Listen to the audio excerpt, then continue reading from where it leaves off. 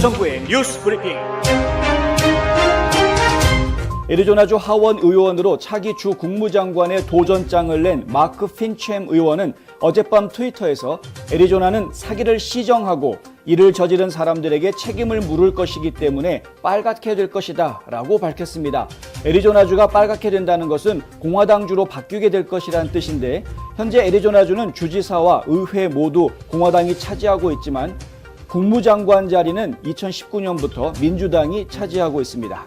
경찰관 출신인 핀챈 주 하원 의원은 몇몇 구구단체 회원으로 참여하고 있기도 한데, 그중에는 민병대 단체인 오스키퍼스도 포함되어 있습니다. 영국의 세계 병원 신탁기관이 자신을 여성으로 자기 식별하는 생물학적 남성 성범죄자를 위험도 평가 후에 여성 전용 병동으로 입원시킬 수 있다고 조언한 사실이 드러나 논란이 되고 있습니다. 보건부 장관은 이 같은 사실을 확인하고 국민의료보험의 해당 지침에 대해 재검토할 것을 지시했습니다. 텔레그래프는 기사에서 국민의료보험재단 신탁이 데본, 노팅엄셔, 옥스퍼드 소재 병원들에게 범죄 이력을 조사하는 것이 여성병동의 생물학적 남성을 수용하는 위험평가에 포함되어야 한다고 말했지만, 성범죄 기록이 입원의 장애물이 될 수 있다고는 언급하지 않았다고 지적했습니다. 모더나는 매년 독감 예방접종과 유사한 코로나 바이러스 보조접종에 대한 논의에 이어 겨울이 되기 전에 세 번째 주사가 필요할 것이라고 오늘 밝혔습니다. 스테판 벤슬 모더나 최고 경영자는 성명에서 코로나19 백신이 6개월 동안 93%의 내구성을 보여 기쁘지만 델타 백신이 중대한 새로운 위협이기 때문에 경계를 늦추지 말아야 한다고 말했습니다. 이 회사는 2분기 실적 발표 프리젠테이션에서 내구성이 강한 3단계 효능이 6개월간 효능을 보였지만 역과 중화작용이 계속 약해져 결국 백신 효능에 영향을 미칠 것이라고 밝혔습니다.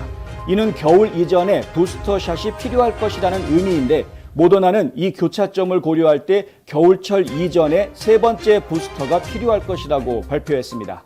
앞서 파이저의 최고 경영자 앨버트 보울라는 3차 투약 시 항체 반응이 10배에서 20배까지 상승할 것으로 믿는다면서 내년 여러분은 독감 백신을 맞으러 가야 한다. 1년 안에 여러분은 코로나로부터 보호받기 위해 매년 주사를 맞아야 한다라고 말한 바 있습니다. 질병통제예방센터의 자료에 따르면 미국 내에서 파이자 백신을 접종한 사람은 8,800만 명에 이르며 모더나는 6,300만 명, 존슨앤존슨은 1,300만 명 이상이 접종받았습니다. 바이스 산하 기술 전문 뉴스 매체 마더보드에 따르면 구글은 지난 3년간 회사 데이터와 사용자 데이터의 오용과 관련된 보안 위반 혐의로 직원 80여 명을 해고했습니다. 마더보드는 이 같은 위반 행위로 해고된 구글 직원이 2018년에 18명, 2019년에 26명, 2020년에는 36명으로 전년 대비 각각 증가해왔다고 보도했습니다. 해고된 직원들의 보안 관련 혐의 중 86%는 내부 전용 정보를 외부 당사자에게 이전하는 것과 같은 기밀 정보 유출이 포함됐습니다. 2020년 전체 혐의의 10%는 구글 자체 정책을 위반해 사용자 또는 직원 데이터에 액세스하거나 다른 사람이 해당 데이터에 액세스할 수 있도록 도와주거나 사용자 또는 직원 데이터를 수정 또는 삭제하는 등의 시스템 오남용과 관련돼 있습니다. 조 바이든 대통령은 2030년을 목표로 모든 출시되는 새 차가 배기가스 제로 기준에 맞춰질 것이라고 오늘 발표했습니다. 바이든은 또한 새로운 기준이 충족될 수 있도록 징벌적 조치를 취함으로써 연료 소비와 배출 규제를 강화할 계획입니다. 이는 오랫동안 계획해온 그린 뉴딜의 일환으로 여전히 석유를 사용하는 자동차에 대한 전면적인 새로운 효율 기준과 결합될 것으로 보입니다. 백악관은 성명을 통해 대통령은 2030년 판매되는 모든 신차 중 배터리 전기 자동차, 플러그인 하이브리드 전기 자동차, 연료전지 전기 자동차 등을 포함한 절반의 배기가스 제로 자동차를 만들기 위한 야심찬 새로운 목표를 세우는 행정명령에 서명할 것이라고 밝혔습니다. 이 행정명령은 미국이 미래의 전기차를 전진시키고 중국을 앞지르며 기후 위기를 타개할 것이라고 백악관 측은 밝혔습니다. 뉴욕 주의회 의원들은 오늘 앤드류 쿠오모 주지사에게 현재 진행 중인 탄핵 조사가 거의 끝나가고 있다면서 추가 증거를 제시할 마감 기한이 8월 13일이라고 통보했습니다. 지난 3월부터 주의회 법사위원회는 성희롱 혐의로 이 민주당 주지사를 탄핵할 근거가 있는지 요양원에서 발생한 코로나19 사태에 대해 국민들을 오도하고 500만 달러 규모의 서적 거래에 주정부 자원과 인력을 사용했는지 등을 조사해 왔습니다. 수사를 지휘하는 법무법인 데이비스 폴크 앤 와드웰은 오늘 보낸 서한에서 쿠오모의 법무팀에 소환장을 통해 특정 서류를 요청했으며 주지사로부터 완전한 준수를 기대했지만 그의 답변 시간이 거의 다 되었다라고 상기시켰습니다.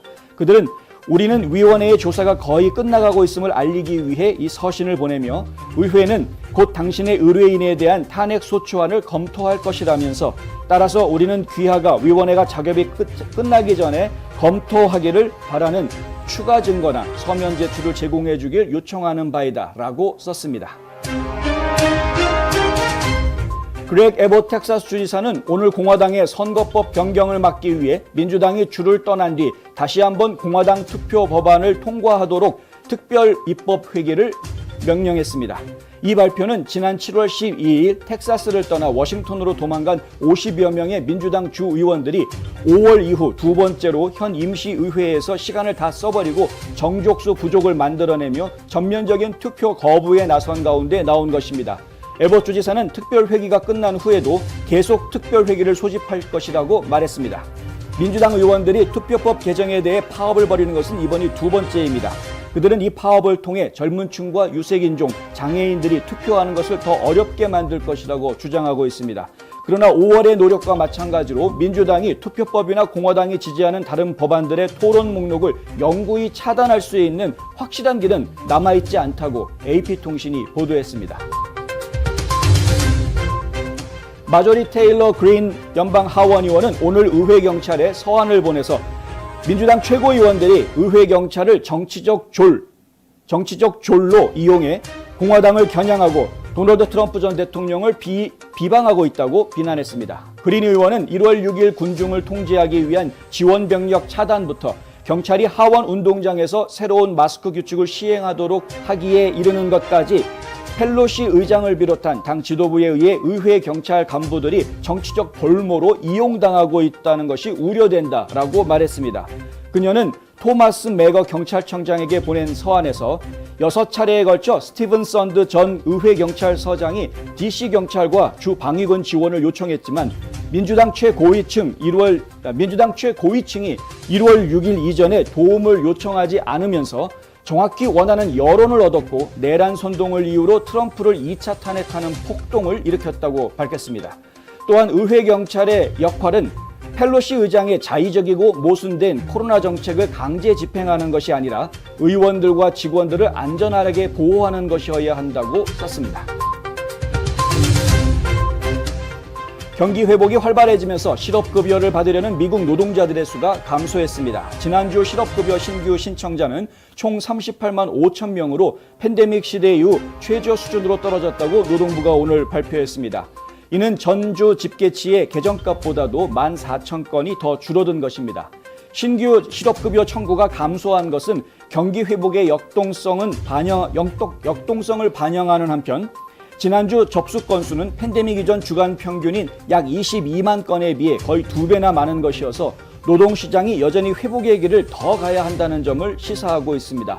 짐 리시 상원의원은 성명에서 실업수당 청구 건수가 여전히 높은 상황에서 행정부는 경제를 복구하고 미국인들의 복직을 우선시하는 정책을 재검토해야 한다고 말했습니다. 기업들이 강력한 소비자 수요를 충족시키기 위해 재고를 축적함에 따라 6월 수입이 급증하면서 미국의 상품과 서비스 무역 적자가 사상 최고치를 기록했습니다.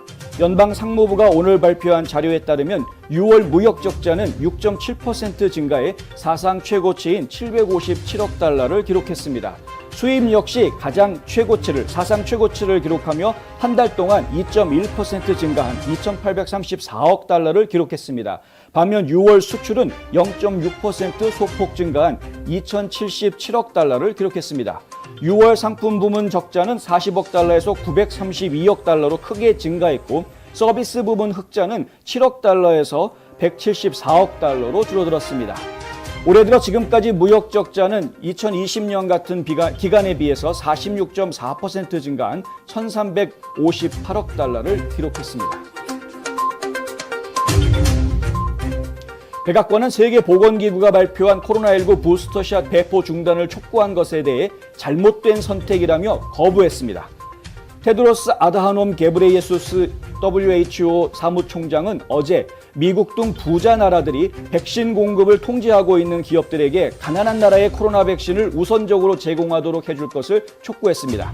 젠 사키 대변인은 우리는 그것이 잘못된 선택이며 둘 다 할 수 있다고 생각한다면서 미국이 다른 어떤 나라보다 더 많은 것을 기부해왔다고 말했습니다. 사키 대변인은 이 나라에서는 모든 미국인들이 백신을 접종할 수 있도록 충분한 물량을 보유하고 있다고 덧붙였습니다. 도널드 트럼프 전 미국 대통령은 오늘 미국 여자 축구 대표팀이 동메달을 딴 뒤 깨어나지 않았다면 금메달을 딸 수 있었을 것이라며 맹비난했다고 의회 전문지 더 힐이 보도했습니다. 트럼프는 미국 대표팀이 호주와의 경기에서 승리한 직후 성명을 통해 좌익 매니아 극단주의 단체가 이끄는 우리 축구팀이 워크가 아니었다면 동메달 대신 금메달을 땄을 것이라고 말했습니다. 그는 계속해서 워크는 당신이 지고 깨어났던 모든 것에 나빠지고 우리 축구팀은 분명히 나빠졌다는 것을 의미한다라고 말했습니다. 그는 그러나 몇몇 애국자들이 서 있었다. 유감스럽게도 그들은 우리나라와 국가를 존중하는 것 이상의 것을 필요로 한다. 애국자들로 교체하고 다시 우승에 나서야 한다라고 주문했습니다.